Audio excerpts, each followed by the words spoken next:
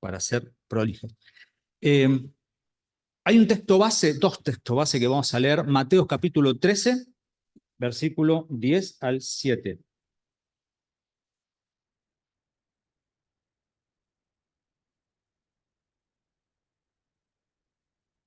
Mateo 13, 10 al 17. Les hago una pregunta. Yo sé que se está transmitiendo, ¿no? Pero les hago una pregunta. ¿Ustedes son de responder preguntas? Esta fila dijo, sí, muy seguro esta fila. Claro, no, la idea es comunicarnos, no, que no es. También contesta, sí, tenemos un hermano que suele sacar guitarra muy fácil, ¿viste? Es cantor y guitarrero y contesta todo. No, pero la idea es justamente compartir eso, que podamos todos, ¿bien? ¿Quién puede leer Mateo 13, 10 al 17?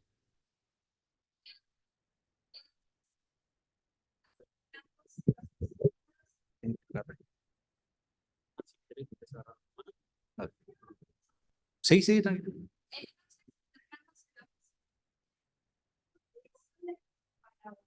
Él respondiéndole, porque a vosotros os he dado saber los misterios del reino de los cielos. Detenete un minutito, les cuento. El título del mensaje de hoy, que me lo pasaron, la verdad me puse una mochilita, así me la tiraron, es esto.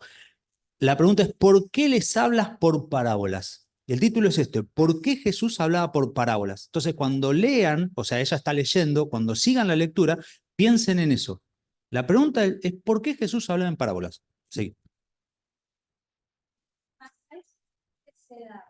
Porque a cualquiera que tiene se le dará, y tendrá más, pero el que no tiene, aún lo que tiene le será quitado. Por eso les hablo por parábolas, porque viendo no ven, y oyendo no oyen, ni entienden. De manera que se cumple en ellos la profecía de Isaías que dijo: de oído oiréis y no entenderéis, y viendo veréis y no percibiréis, porque el corazón de este pueblo se ha endulzado, y con los oídos oyen pesadamente, y han cerrado sus ojos, para que no vean con los ojos y oigan con los oídos, y con el corazón entiendan y se conviertan, y yo los hago. Pero bienaventurados vuestros ojos porque ven y vuestros oídos porque oyen. Porque de cierto os digo que muchos profetas injustos desearon ver lo que veis y no lo vieron, y oír lo que oís y no lo oyeron. Perfecto. Otro que lea el mismo capítulo, versículos 34 al 35.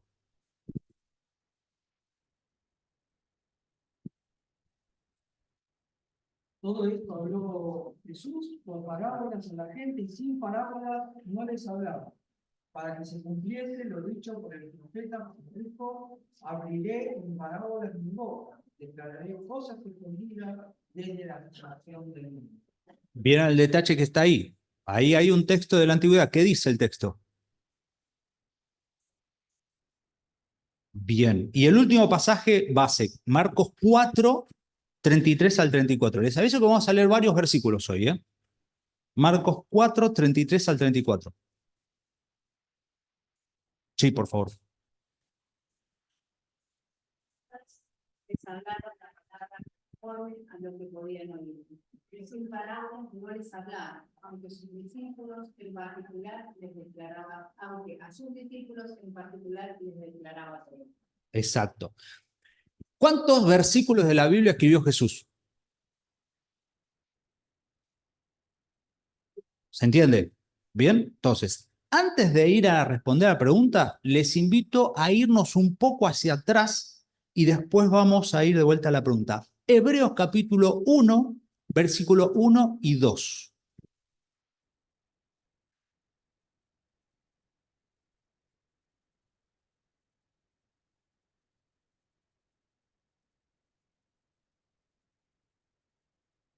¿Quién lo tiene? Sí. Dios, habiendo hablado muchas veces y de muchas maneras en otro tiempo a los padres por los profetas, en estos postreros días les ha hablado por el Hijo, a quien constituyó heredero de todo y por quien asimismo hizo el Dios. Bien, nos vamos a entrar al versículo 1. Fíjense, ¿quién dice que habló? Dios habiendo hablado, punto. Dios ahí habla del trino Dios, pero después hace una salvedad con el Hijo. Pero dice, Dios habiendo hablado. ¿Y cómo habló? Por los profetas. Pero ahí se está refiriendo al Antiguo Testamento.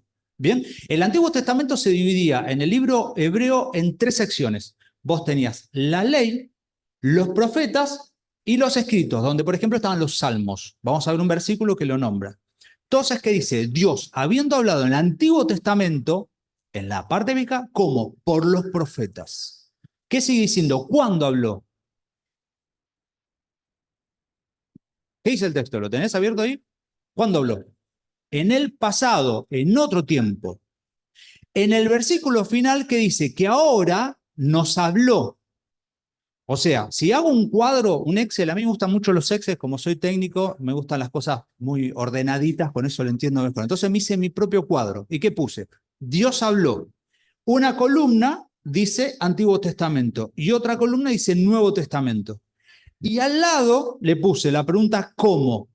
Entonces, ¿cómo habló? Por los profetas, de diversas maneras. Después, ¿cuándo? Del lado del Nuevo Testamento ahí está vacío. Cuando voy a cuándo, dice en el pasado y en estos últimos tiempos, últimos días. ¿A quiénes? A nuestros antepasados, a nuestros padres en el Antiguo Testamento y en el Nuevo Testamento, ¿a quiénes? A nosotros. ¿Por medio de quiénes? Los profetas en el Antiguo Testamento y en el Nuevo Testamento, ¿por medio de quién? Del Hijo. ¿Qué vino a ser el Hijo? Lo que Dios habló ya estaba hablado. Él no agregó nada de lo que estaba escrito. ¿Qué hizo? Explicó y aplicó. ¿Se entendió? Él no cambió nada de lo que ya estaba escrito. Dios habiendo hablado. Se acabó. Él lo expresó. Ahora sí. Esto es una aclaración como para que no, cuando vayan a los institutos o prediquen la palabra y digan, no, Pablo dijo, no, espera. Jesucristo eligió a los apóstoles y el Espíritu los inspiró para escribir el Nuevo Testamento. ¿Pero qué es el Nuevo Testamento? Un paréntesis en el tiempo de Dios. ¿Por qué? Porque trata de la iglesia. La iglesia es un paréntesis en el plan del tiempo de Dios. Y el Nuevo Testamento en su mayoría lo que muestra es la moral, la ética del reino aplicada a nosotros hoy. ¿Qué somos mejores que ellos? No, no, no, no, ojo, no somos mejores que ellos. No somos mejores que lo del Antiguo Testamento. Ahora vamos a ver varios versículos que Jesús dice, yo no vine a abrogar la ley, vine a cumplir la ley. La palabra de Dios no pasa.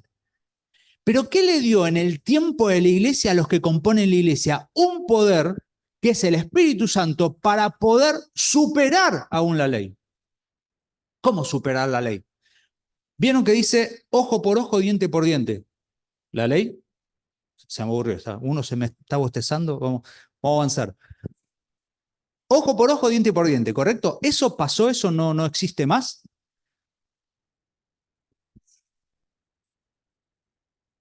¿Qué problema, no? Allá tengo un sí.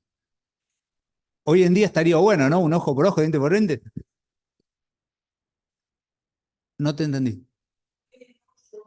¿Qué digo? ¿Qué dice? Os digo qué cosa. ¿Cómo lo supero al ojo por ojo? Romanos nos explica lo que Jesús dijo, os digo. Mía es la venganza, dice el Señor, yo pagaré. Entonces, confiando en Dios, yo dejo a Dios lo que Dios antes me había delegado. ¿Qué me delegó? Yo me puedo vengar por mí mismo. Pero ahora confío en Dios y dejo a Dios la justa retribución. Y no me vengo yo. La ley fue cumplida y superada. ¿Se entiende? Amarás a tu prójimo como... Y vamos a ver un texto ahora, prometí tanto, vamos a leer algunos textos. Mateo 5:17. Otro que vaya buscando Mateo 22:37 al 40.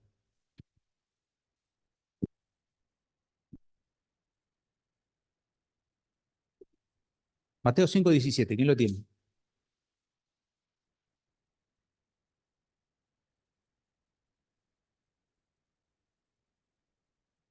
¿Nadie lo tiene? Vamos. 5:17 de Mateo. No penséis que he venido para abrogar la ley o los profetas. No he venido para abrogar, sino para cumplir. Y vieron que dijo la ley y los profetas. ¿Bien? Mateo 22:37 al 40. Jesús le dijo, amarás al Señor tu Dios con todo tu corazón, toda tu alma y toda tu mente. Este es el primero y gran mandamiento. Y el segundo es el mismo. Amarás a tu prójimo como a ti mismo. De estos dos mandamientos depende toda la ley y los profetas. Fíjense que es la explicación.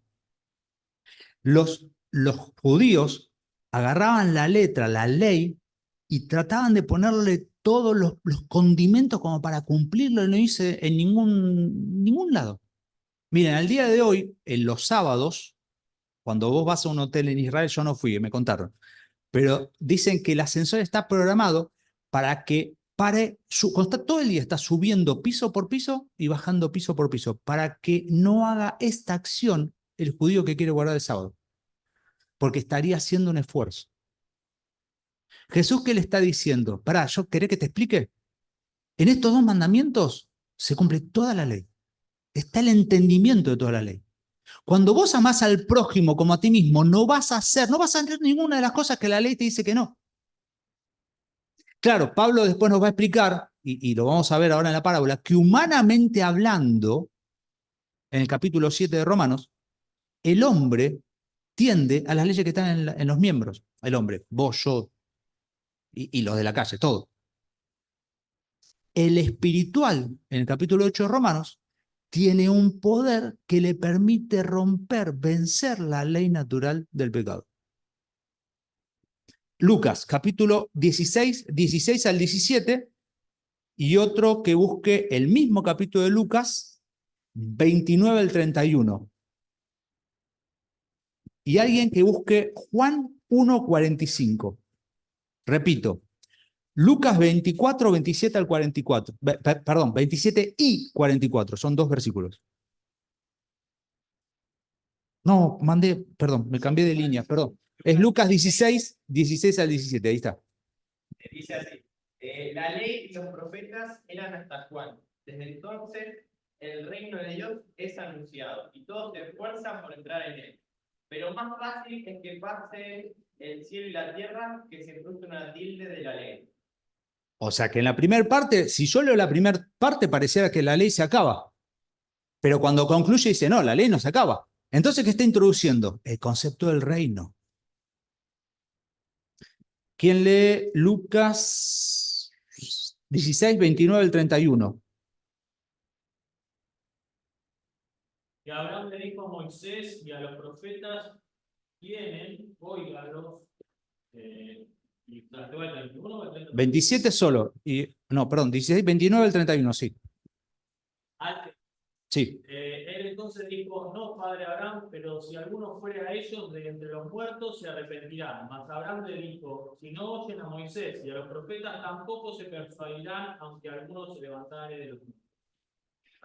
Fíjense que ahí está estableciendo claramente en una parábola, en una explicación, que la ley, la palabra de Dios, es lo que produce el creer en la persona, o es a lo que tiene que creer la persona.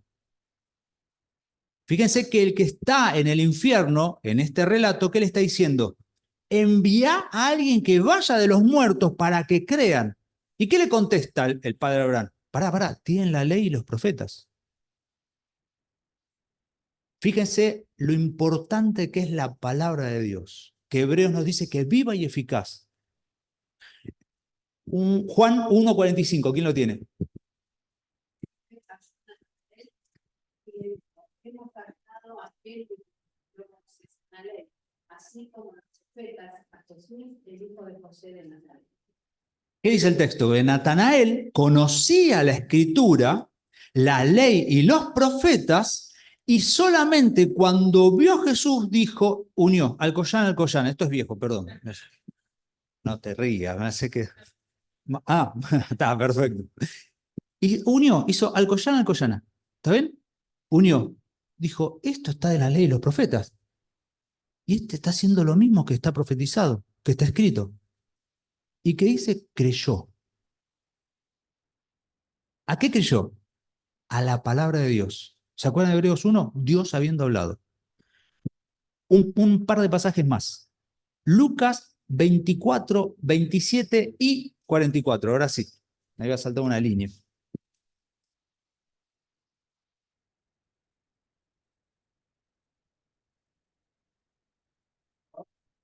¿24, 27 y 44? No seguido, no al. 27 y 44.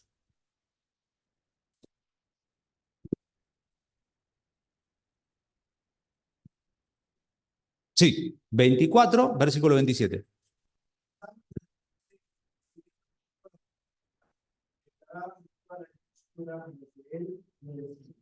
Y ahora el 44.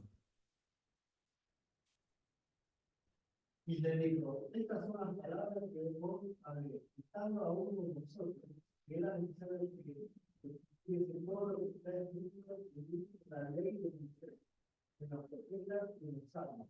Y ahí esto entró a la tercera división que les había contado antes. ¿Se acuerdan? Jesús dice, es necesario que se cumpliese. Todo esto está escrito. Está escrito en la ley, está escrito en los profetas y está escrito en los salmos. ¿Y qué pasó? Se cumplió. Cuando se empieza a escribir el Nuevo Testamento, el misterio que dice Pablo que estaba oculto se manifiesta, que es la iglesia. Dios estaba haciendo de dos pueblos un solo cuerpo. Y ahí se escribe el Nuevo Testamento. Ahora yendo al punto que hablamos hoy. ¿Se entiende por qué Jesús hablaba en parábolas? ¿Qué es una parábola? No es, como dijo alguien, una línea curva así. Eso también es una parábola, pero eso es en geometría. Un ejemplo, exactamente. La base simple es eso, es un ejemplo. Pero tenemos que ponerle más. ¿Por qué? Porque yo puedo decir, tomar esto como ejemplo, pero la parábola tiene la particularidad que ese ejemplo tiene una explicación espiritual o celestial. O sea, la parábola es tomar un ejemplo cotidiano que todos entendemos y con eso Dios te está enseñando, explicando una verdad espiritual o celestial. ¿Se entendió? ¿Estamos bien? ¿Por qué les habla en parábolas? ¿Por qué? Porque quería usar ejemplos que todos conocieran. No habló de el efecto o el poder o el ministerio del Espíritu Santo en el periodo de la Gran Tribulación. No habló de eso. ¿Qué habló? En este caso que estamos viendo, la parábola del buen sembrador. Tomó el sembradío, algo que todos conocían, y si no lo hacían, porque no sé, era el cobrador de impuestos, como Mateo, lo veía, porque estaba en un pueblo, estaba en una ciudad, era todo más cercano. Nosotros ahora estamos en unas urbes inmensas que para ir al campo es casi salir, es vacaciones. Y todos los días vemos cemento, cemento. Antes no, salías un poco y ya estaba el campo. Y sabías lo que era el campo, y sabías que la semilla que comías salía de ahí, cómo se hacía, por más que seas un cobrador de impuestos. Entonces explicaba las realidades espirituales del reino con los ejemplos. Ahora, yendo al pasaje de Mateo y el de Marcos, cuando lo leímos, ¿qué parecía? Como que hubiera dos grupos, que Dios a algunos les explicaba y a otros no les explicaba. La primera lectura que uno lee pareciera ser eso. Decía, bueno, a Dios a mí me lo explicó, o sea, a los discípulos les explicó, los discípulos son elegidos. Y se juegan con palabras como elegidos. ¿Son elegidos? Sí, son elegidos. Pero son especiales y a otros no. Miren, vamos a leer un poco más de versículo. Juan 12, 37 al 42. Otro que vaya buscando, Juan 9, 35 al 41.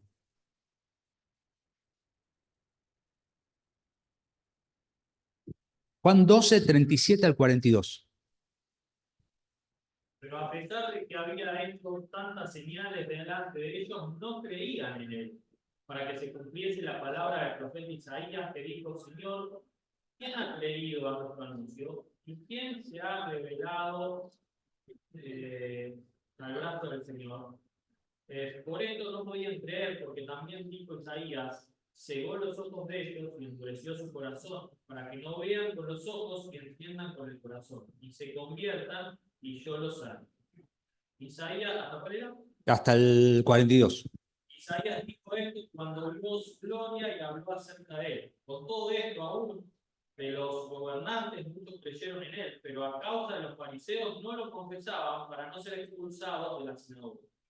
¿Cómo empiezan los primeros versículos? Lee de vuelta los primeros versículos. Pero a pesar de que había tantas señales delante de ellos, no creían. ¿Se entiende el espíritu de lo que está apuntando? No ciega a unos el entendimiento y a otros no. Hace la señal, cuenta la parábola, no, o sea, cuenta la parábola, pero el corazón no cree. ¿Quién lee Juan 9, 35 al 41?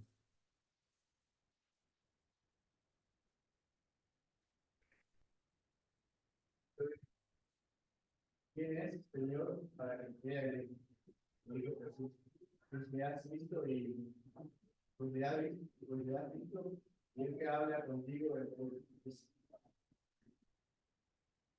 Y él dijo, Dios, Señor y Creador de ellos. Para Cristo he venido, yo en este mundo, para que los que no ven, vean, y los que ven sean cegados. Luego algunos de los fariseos que estaban con él al oír esto le dijeron, ¿acaso nosotros somos también ciegos? Jesús le respondió, si fuerais ciegos no tendrían pecado, mas ahora porque decís que hemos vuestro pecado, perdonad. Si dijeras, repetí el último versículo, léelo de vuelta.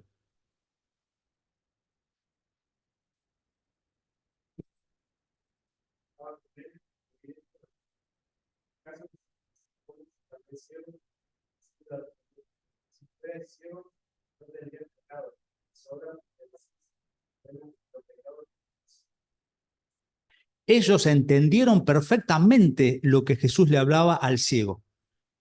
El ciego se iba a acordar, ¿y quién es para que crea? Soy yo. ¿Qué le contesta el ciego enseguida? Sí, creo, y le adora. Acción consecuente. Los fariseos interpretan todo perfectamente, pero ¿qué miran? Le dicen, ¿nosotros también somos del grupo de los ciegos? Entendían perfectamente la explicación, pero no querían aceptar la solución. El ciego, ¿qué hizo? Creyó y adoró. Ellos entendían, pero no creían. Por lo tanto, no iban a adorarle. ¿Y qué decían? ¿Somos ciegos nosotros también? Si hubiera dicho así, no habría problema. ¿Pero qué dijiste? La confesión de la boca. Y el último pasaje, por ahora, ¿no? No se aflojen, ¿eh? Juan 3, 17 al 19. ¿Cuál es el concepto? Que el texto explique al texto. ¿Está bien? Juan 3, 17 al 19.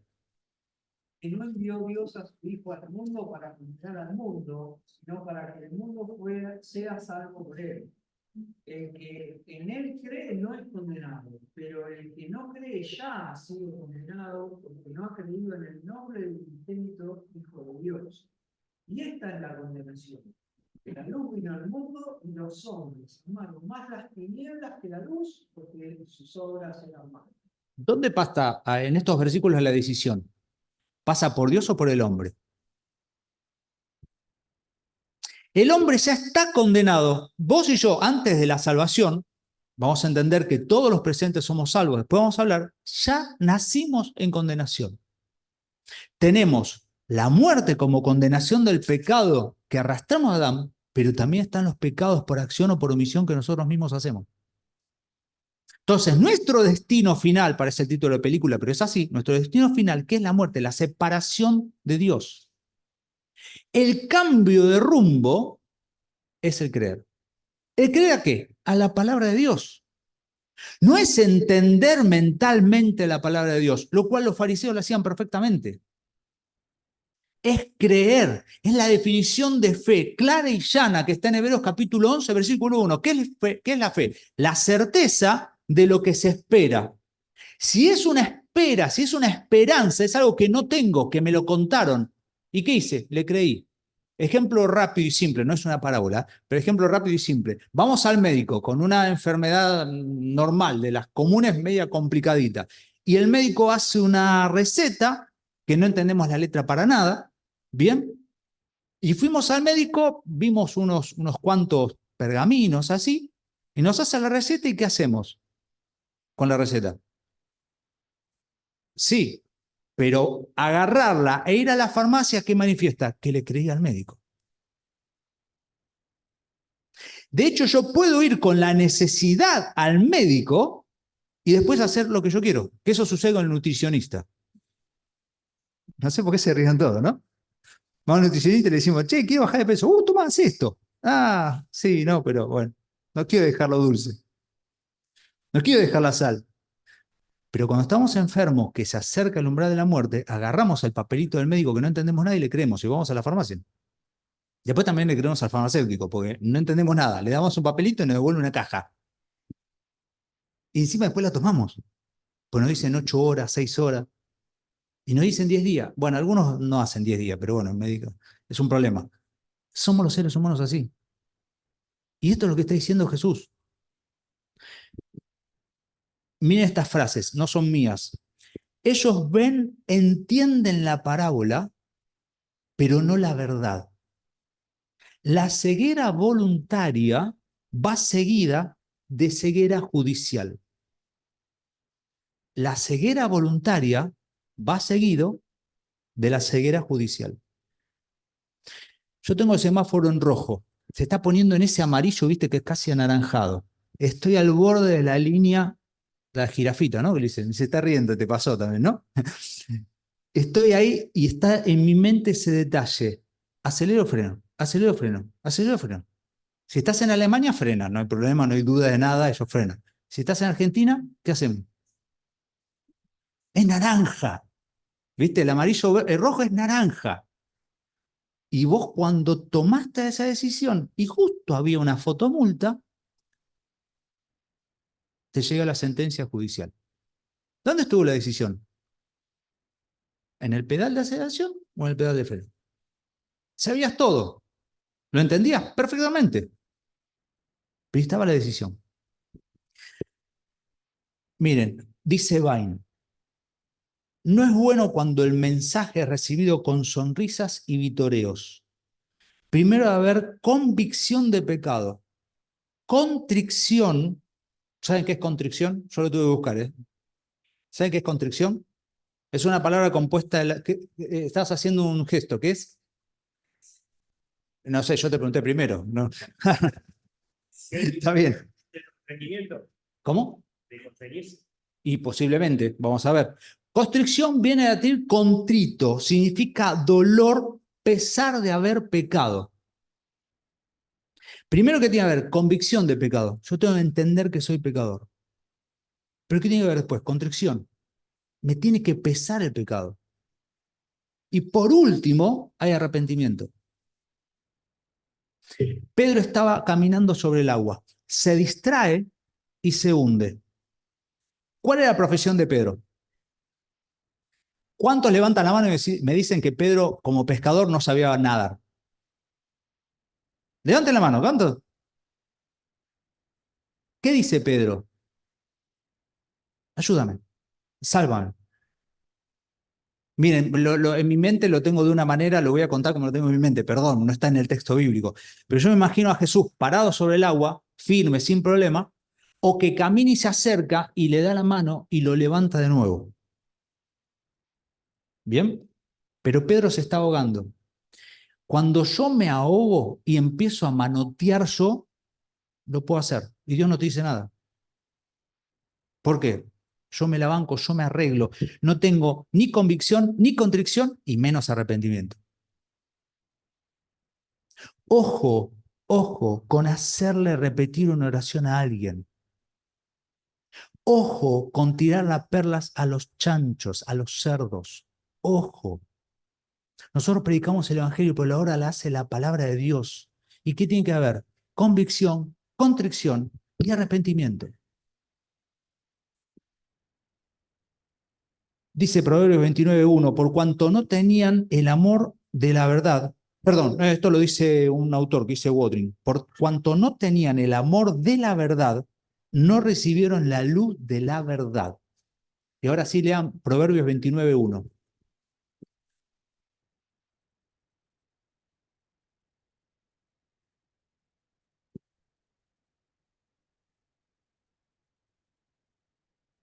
El hombre que reprendido endurece la cerviz, de repente será quebrantado y no habrá para él medicina. Esto lo vemos claramente en el faraón. El faraón Moisés le habla, o Dios por medio de Moisés le habla un montón de veces. ¿Qué le dice? Arrepentite, deja salir al pueblo, no lo hagas, no lo hagas. Y por último va a decir, después creo que la tercera vez, no me acuerdo con exactitud, dice, ahora Dios endurece el corazón. Yo te avisé, pero vas a tener quebranto repentino. Yo te avisé, yo te di las oportunidades, pero ahora ya está. Miren, y para cerrar, porque llevo 31 minutos, perdónenme, quería hablar 30. Vamos a cerrar con la parábola. ¿Se acuerdan de la parábola del buen sembrador? Vamos a hacer la síntesis. Jesús la explica en varios lados, después en casa lean la explicación. Yo voy a basarme sobre la explicación, pero la parábola se divide, tenemos unos 5 o 6 escenarios más o menos. El primer escenario, ¿cuál es la primera persona que aparece en escena? Sin nombre y apellido. ¿Cómo se llama el título? El sembrador, tal cual. No es allá lo que vamos a pasar el picnic, ¿eh? Es el sembrador. Una persona que siembra. ¿Bien? Característica de este sembrador. El texto nos dice solamente el sembrador. Perfecto. ¿Pero qué deducimos? Primero, ¿cómo? Primero es responsable.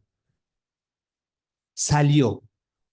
Cuando dice salió, ¿no les hace acordar a la Gran Comisión cuando dice id? La conocemos todos, la Gran Comisión, ¿no? No levanten la mano. ¿Cuántos salimos? No levanten la mano. El sembrador salió a sembrar. Vos y yo tenemos oportunidades varias para salir. Cuando dice id a predicar el evangelio, no está diciendo que yo tengo que ser misionero en Angola. La palabra en griego lo que está apuntando es mientras camino, mientras ando, en mi andar diario, predico el evangelio. ¿Tenés tratados en tu cartera, en tu bolso, en tu auto? ¿Le predicaste a tu compañero de trabajo? ¿Tenés un folletito de los que son libritos? ¿Tenés herramientas? ¿Tenés semilla? El sembrador salió a sembrar, ¿con qué? Con semilla. Jesús mismo va a decir que la semilla que simboliza la palabra de Dios. No está hablando que tengo que tener tratado. Ah, yo tengo la semilla. No, no, no, no. La semilla.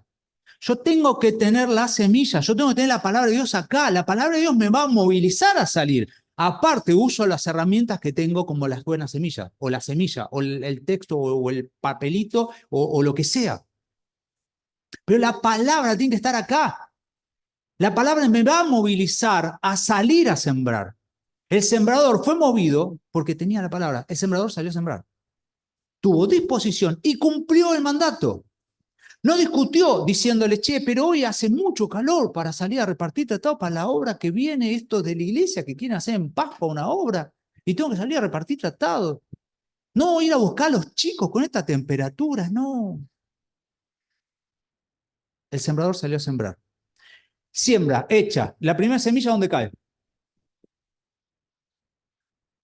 Junto al camino. No es específicamente, estoy buscando, algunos dicen el camino, otros junto al camino. ¿Cuál es la idea? Esa tierra que no es buena tierra. Miren, a mí me tocó hace muchos años ir a un evento que se hacía en Armstrong. Armstrong es provincia de Santa Fe, muy lejos. Bueno, ¿qué pude caminar? Con mis pies por primera vez en mi vida pisé un campo de cultivo. Miren, yo en mi casa tengo tierra. Fui a un montón de lugares con tierra, todo. El campo de cultivo es maravilloso. Vos pisás así, se hunde un poquitito la tierra. Es una tierra aireada. Bueno, la de junto al camino no. La de junto al camino es esa tierra cuando vas por la ruta, viste que está endurecida. Vos tirás la semilla ahí,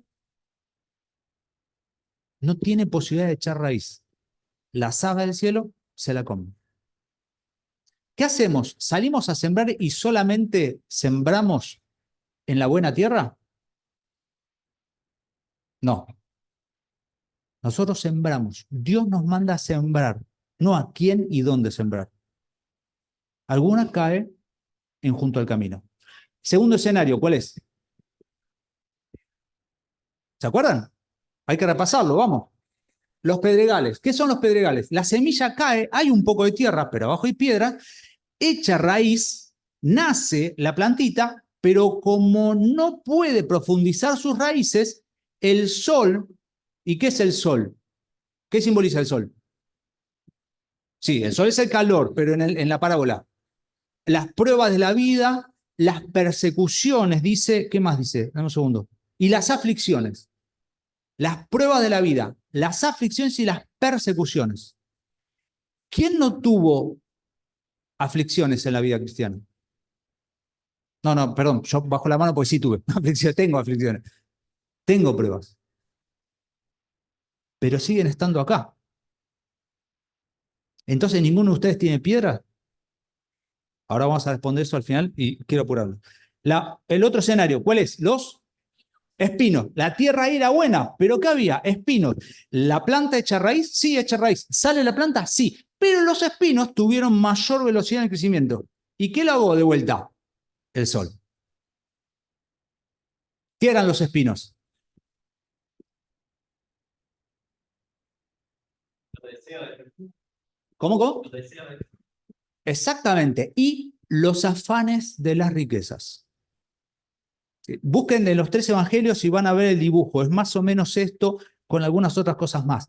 Pero son las cosas que... Las otras eran las pruebas que llevamos encima que nos afligen. Estas son las cosas que queremos tener. Es donde ponemos los ojos, donde tiramos las manos. El último escenario cayó en buena tierra.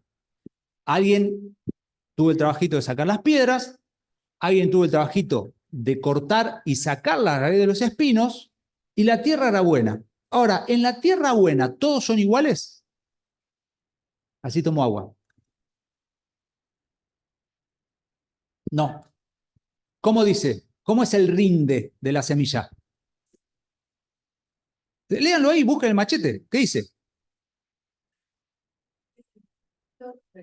Produjo 30, 60 y 100, 100 por uno. Ese es el rinde. En el campo se llama el rinde. Una semilla en buena tierra dio 30. Otra semilla en buena tierra dio 60. Y otra dio 100. ¿Qué nos quiere decir esto a nosotros?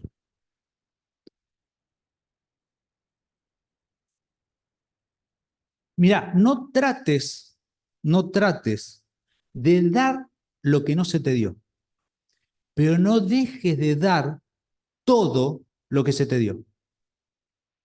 No todos nacimos en la misma cuna, la misma crianza, las mismas capacidades cognitivas, no todos tenemos la capacidad física completa, no. Algunos son de 30, o algunos somos de 30, algunos son de 60, o somos de 60, y algunos somos de 100 y son de 100. ¿Cuál es el problema? Cuando vos sos de 100, llegaste a 30 y te sentís completo. No sabés lo que era yo antes. Viste, cantás orgulloso. ¿Qué sería de mí si no me hubiera alcanzado? No sabés lo que hoy. Yo tenía el pelo largo así, fumaba, me drogaba, era adúltero. Ya está. Y eso es todo. Dios te dio para que des el 100. Y te conformás con ser 30. Bueno, lo mismo con 60. Pero tampoco si sos de 30, quieras ser de 100. Miren, Lucas escribió 2 libros. Hizo un examen tremendo. Pero Lucas siempre fue un número 2. Siempre estuvo a disposición de Pablo. Y él es muy claro cuando le escribe. Dice, llegamos, no llegamos. Está como escondido Lucas. Pero fue fundamental. Lucas no es Pablo. Pero Pablo no puede ser Lucas. A nosotros se nos dio un listado de obras para que anduviésemos de antemano.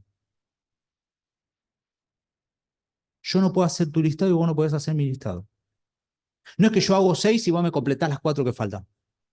O vos hacés 2 y yo completo el resto. No, como si fueran 10, ¿no? El listado de obras. Pero bueno, no se puede.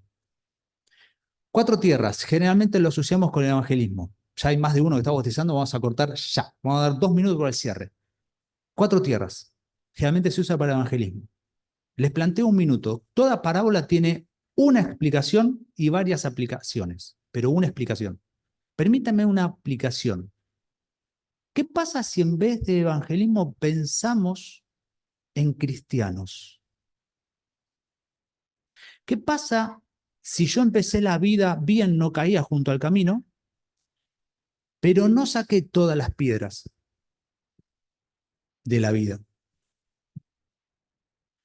Me da vergüenza, tengo miedo a la persecución, hay problemas del pasado que no resolví, no me perdoné, y me siguen persiguiendo. Y vas creciendo, porque echaste un poco de raíces, pero no sacás las piedras. ¿Qué pasa si estás entre espinos? Y vos sabés si está guardado en el corazón las riquezas o el afán por las riquezas. ¿Por qué yo no puedo tener? ¿Por qué yo no puedo alcanzar? ¿Por qué a mí no me toca? Y puede ser dinero, puede ser físico. Por ahí no estás de acuerdo con tu propio físico. O esperás que Dios te haya dado otra cosa y no te la dio. Y tu vida cristiana va creciendo, pero esos espinos están. Puedes estar sentado en el banco muchos años y parecer cristiano, pero quizás la semilla cayó junto al camino. El apóstol explica claramente que el cristiano tiene fruto del Espíritu Santo. El fruto no es venir a la reunión y llegar en el horario. El fruto no es venir a hacer un ministerio de cualquier índole en la iglesia. El fruto es la manifestación del Espíritu, los 9 gajos de ese fruto en tu vida de todos los días. 24/7. No acá, cuando venimos todos arregladitos con la forma cristiana, nos sonreímos, abrazamos, y en casa o en el laburo o en la calle es un desastre. Vos y yo tenemos que trabajar todo el tiempo para sacar las piedras y los espinos. Todo el tiempo. No podemos bajar los brazos, porque acecha, atenta contra nosotros. Cantamos que nuestra esperanza, Él pronto volverá. ¿Y qué querés cuando te reciba, cuando te vea? ¿Qué va a querer de vos? Que seas buena tierra y que si eras de 30, des el 30% de esa semilla que alguien sembró. Yo les conté lo de Francisco de Beler. Esa fue una semilla que él sembró. Y yo cuando vaya a la presencia de Dios, ¿voy a dar 30, 70, 100 por uno? ¿O me va a hallar con el tercer corazón? Donde el Espíritu Santo está un cachito, un costado, y yo domino en el corazón. Donde parezco un carnal, pero fui salvo. Pero parezco un carnal. Miren, de los 4 escenarios, este no es salvo, pero estos 3 son salvos. ¿O no? Este seguro, pero estos 2 me generan dudas. ¿La semilla fructifica? Sí, posiblemente sea salvo. Y si es salvo, ya no pierde la salvación. Pero ¿qué pasa si parece y no es salvo? Si estás acá sentado, busca en tu corazón. Y si hubo convicción, contrición de pecado y verdadero arrepentimiento. Que Dios bendiga la palabra y puedan seguir estudiando las parábolas. Entender que son explicaciones de cosas naturales con una enseñanza espiritual. Que Dios les bendiga.